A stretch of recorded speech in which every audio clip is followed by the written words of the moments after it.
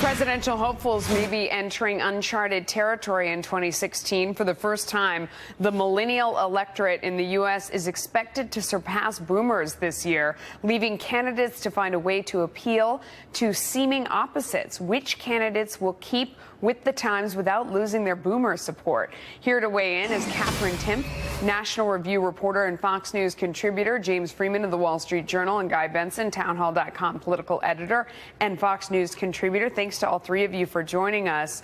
What do you think, Katherine? I'll let you go first. Who do you think that the millennials would like in this race? Well, I think that there is a common thing that millennials have with GOP candidates that is a problem, which is social issues.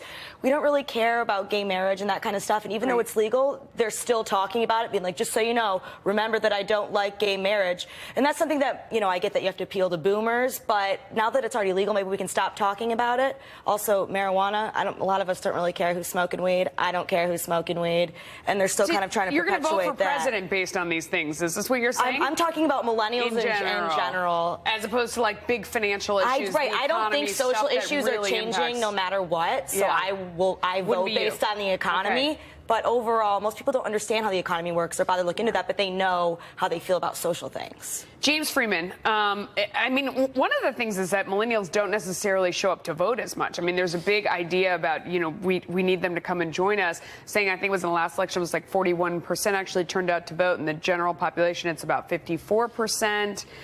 Do you try to appeal to these people? Do you just look for your own base and put that together? This is really the challenge for Hillary Clinton, where you had a big turnout from this group, 2008, 2012, but Obama campaign aide from that period said he thinks she's making a mistake going hard left on a lot of issues, because he said, believe it or not, the young people's support for Obama was really not ideological. It was about the nature of his historic candidacy, his magnetic personality, what have you. So I think she's got a real challenge, because I don't think she has that inspires that same level of excitement, and she may be making a mistake if she thinks it's all about issues. Really. Yeah, I mean, Guy, what they're kind of both saying is that it's about feelings for millennials, which I mean is a little bit denigrating in a way. But you know, I've heard some younger people say that they like Trump because they feel like he's not lying, that it's the first person to get out there and be honest. And maybe that's also on the other side the appeal to millennials of Bernie Sanders, and that they feel like, you know, no matter what we think, that he's actually talking straight to them. Yeah, I think one of the things, first of all, there are similarities between millennials and boomers. It's not like these are two completely different electorates on everything. They care about the economy and jobs, right? These are things that everyone cares about.